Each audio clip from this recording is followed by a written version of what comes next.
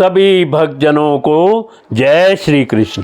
भगवान श्री कृष्ण की स्तुति करती हुई कुंती ने आगे कहा, इंद्रियों से कुछ जाना जाता है, उसकी तह में आप विद्यमान रहते हैं और अपनी ही माया के पर्दे अपने को ढके रहते हैं। मैं अबोध नारी आप अविनाशी पुरुषोत्तम को भला कैसे जान सकती हूँ। जैसे मूढ़ लोग दूसरा भेष धारण किए हुए नट को प्रत्यक्ष देखकर भी नहीं पहचान सकते, वैसे ही आप दिखते हुए भी नहीं दिखते।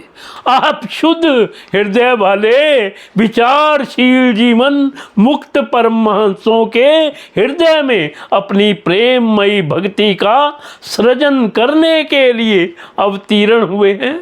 फिर हम अल्प बुद्धि स्त्रियां आपको कैसे पहचान सकती हैं।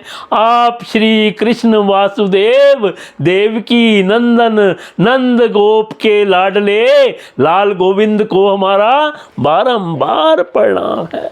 कृष्णाय वासुदेवाय देवकी नंदाय च नंद गोप कुमाराय गोविंदाय नमो नमः। जिनकी नाभि से ब्रह्मा का जन्म स्थान कमल प्रकट हुआ है, जो सुंदर कमलों की माला धारण करते हैं, जिनके नेत्र कमल के समान विशाल और कोमल हैं, जिनके चरण कमलों में कमल का चिन्ह है।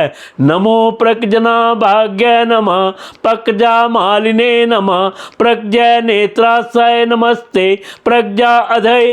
हे श्री कृष्ण, मैं आपको बारंबार नमस्कार करती हूँ। हषिकेश जैसे अपने दुष्ट कंस के द्वारा कैद की हुई और चिरकाल से शोकग्रस्त देवकी की रक्षा की थी, वैसे ही पुत्रों के साथ मेरी भी आपने बार बार विपत्तियों से रक्षा की है। आप ही हमारे स्वामी हैं, आप सर्वशक्तिमान हैं। श्री कृष्ण, कहाँ तक गिनाऊं।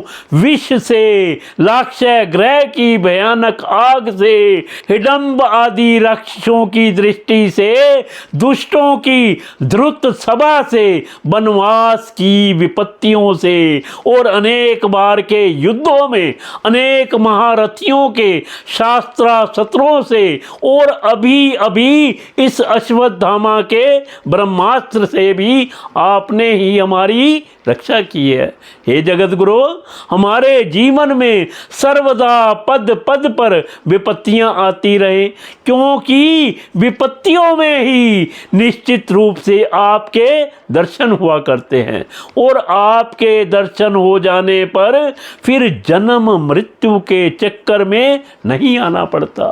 ऊंचे कुल में जन्म, ऐश्वर्य, विद्या और संपत्ति के कारण जिसका घमंड बढ़ रहा है, वह मनुष्य तो आपका नाम भी नहीं ले सकता, क्योंकि आप तो उन लोगों को दर्शन देते हैं जो अकिंचन होता है। आप निर्धनों के परम धन है। माया का परपंच आपका स्पर्श भी नहीं कर सकता। आप अपने आप में ही विहार करने वाले परम शांत स्वरूप हैं। आप ही केवल मोक्ष के अधिपति हैं।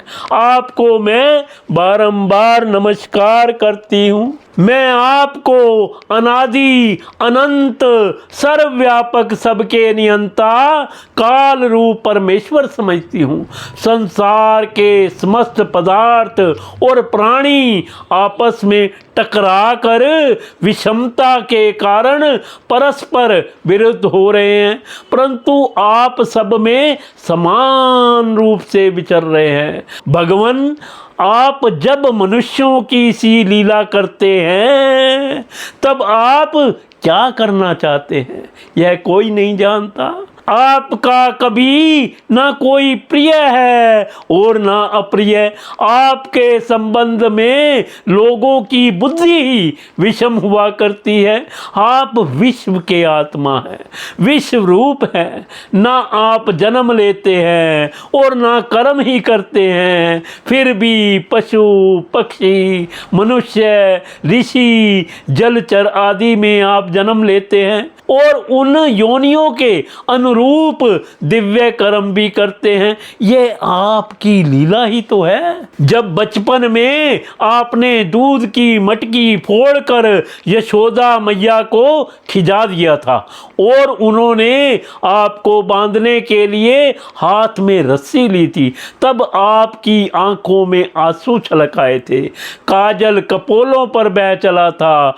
गोप्या दादय तवई करता गसी दाम तवाद जाते दर्शा शुक्लीला उजन संप्रदाम अक्षम वक्त्रम निमियम अय भावने आस्तितस्य सामा विमोयति भीरपि यदि ब्रेति।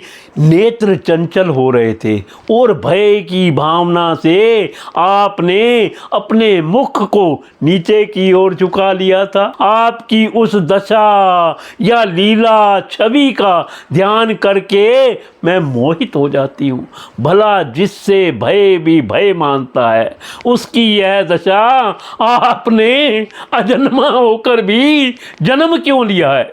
इसका कारण बतलाते हुए कोई महापुरुष यूं कहते हैं, जैसे मलयाचल की कीर्ति का विस्तार करने के लिए उसमें चंदन प्रकट होता है, वैसे ही अपने प्रिय भक्त पुण्य लोक राजा यदु की कीर्ति का विस्तार करने के लिए ही आपने उनके वंश में अवतार ग्रहण किया है। दूसरे लोग यूं कहते हैं कि वसुदेव और देवकी ने पूर्व जन्म में सुत्या और प्रश्चिन के रूप में आपसे यही वरदान प्राप्त किया था, इसलिए आप अजन्मा होते हुए भी जगत के कल्याण और दैत्यों के नाश के लिए उनके पुत्र बने हैं।